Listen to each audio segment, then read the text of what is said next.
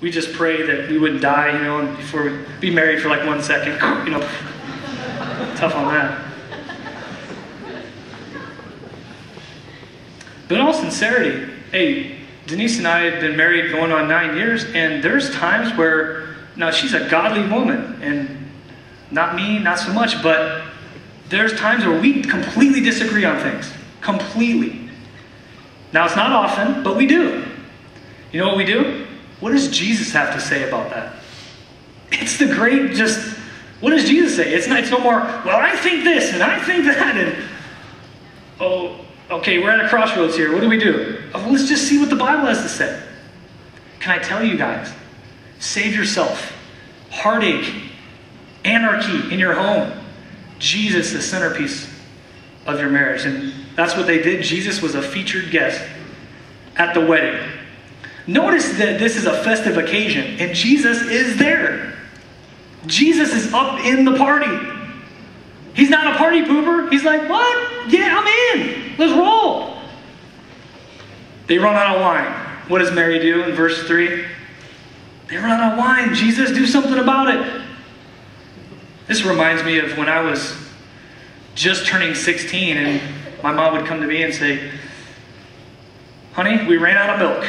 I need you to go to Albertsons and pick something up. And I look at her, woman, what does your concern have to do with me? No, that never happened. Actually, I'd say, yeah, I just turned 16. This is great, We hop in the Dolphin Mobile. It was this station wagon, with a wood grain, with a dolphin on the back of it. And, yeah, I get to go drive, man. Let's do this, I'll let you know I've been driving since I was 14 without her knowing, but don't tell her. Wait, she's right there. That's not good. What was Jesus' response? Hey, woman, now don't think that Jesus is being disrespectful. Actually, that term was a term of respect. And so he is definitely giving her honor and saying, but you know what, Mom? My time has not yet come. There's going to be a time where my lordship of who I am will be revealed, but you know what? Now's not the right time. And as I was reading that, I was thinking about how our timing and God's timing are always two different things. Have you ever prayed for patience? No, be careful when you do that. Because here's what happens. He won't just go, I'll just give you patience. I'll just make you the most patient guy. He'll give you opportunities to grow in patience. It was funny, just at our CK group this past Thursday, two guys prayed for patience. Jeff, you're going to be there in a couple weeks, but they prayed for patience, and I said, fellas, careful. Careful what you do. Because here's what happens. He'll give you those opportunities to grow in patience.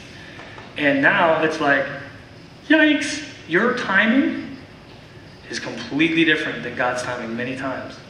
You need to be flexible to that. And it's funny though, but because Mary just goes, look what she says in the next verse, in verse 5. She kind of bypasses Jesus and goes, all right, fellas, servants, whatever he says to you, do it. You know how moms, go clean your room right now. Whatever, all right? And she just doesn't listen to you because she knows you're going to go do it. Same thing that happens here.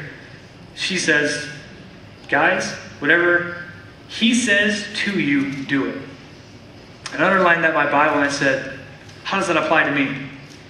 When you guys study your Bible, underline stuff. How does that apply to me? Jesus is saying to you, Christian, whatever I say to you, do it.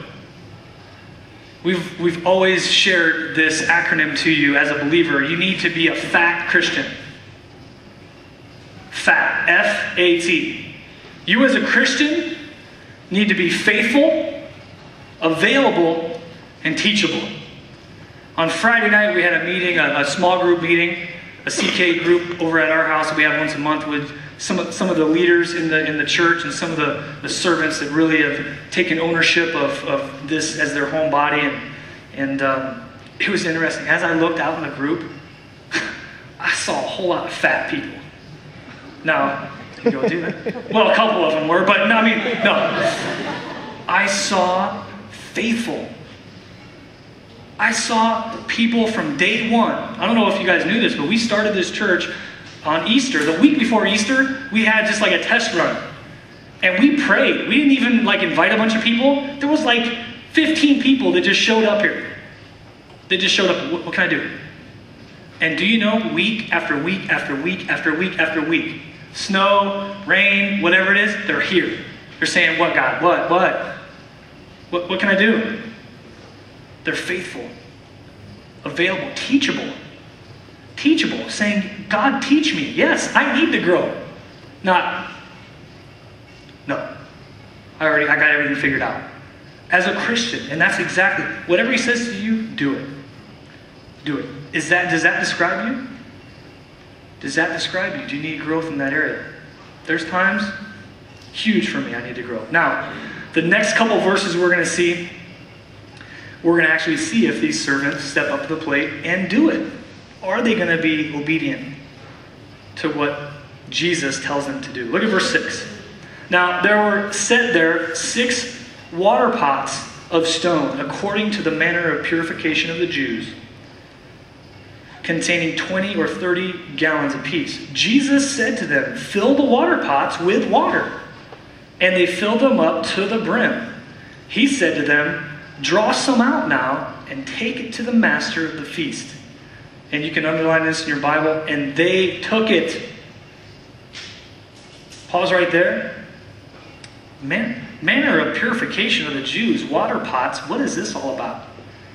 Well, the Jews at that time, they had this thing that they were very big on and it was used for 2 things. These big, huge water pots of water that they would, first of all, have it to wash feet, coming into a home. We've talked about that. But the other thing they would do is they had an actual certain way that they had to wash their hands before dinner. It was basically a ceremony. There was a particular way they had to take it out and kind of put it on the wrist, and it would kind of drip down, and then they'd kind of do one of these numbers, and every single time. And if they didn't, unclean. And it was great sin. It was very particular about it. In fact, in Matthew 15, you can kind of jot that down, note takers, and go do your own homework on it.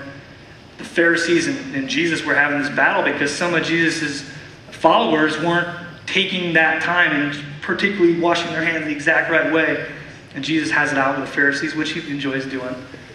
And the water pots. So Jesus says, hey, there's those water pots, fill them up with some water. What did they do? What did they do? They filled them. They filled them. Now, the problem is there's no wine left. So in my mind, if someone's saying, all right, go fill those water pots with water, I'd be like, see here, what's that going to do? How about you? When Jesus tells you to do something and it doesn't make a whole lot of sense, what do? See, we're about to see Jesus' first miracle. And I think a lot of times for us, we want to see miracles happen in our life, but we sidestep the simple obedience. Do you want to see miracles happen in your life? Jesus says, do the small things. Are you faithful in those small things? Then you will see miracles happen. These guys they said, I can picture these cats like, it doesn't make a whole lot of sense, but now Mary just told me to do whatever that guy says, so I'm going to do it. I'm going to take a simple step of obedience. Verse 8. He said to them, draw some out now and take it to the master of the feast. And he took it. Again, I'm like, now picture this. Jesus just told you to put water in there, and then he said, take some out and bring it to the master of the feast. So at these weddings, they'd have kind of this guy. He was like kind of the manager of the whole ceremony. Bring it to that guy. Bring him, take it out, bring it. Again, these guys, what are you talking about? But you know what? They didn't. They simply obeyed. They brought it to the master of the ceremony. And it's interesting to me that, I want to draw this out, is Jesus didn't have to involve all these guys in his work. He's God. Remember, we figured that out in John chapter 1. Jesus is God.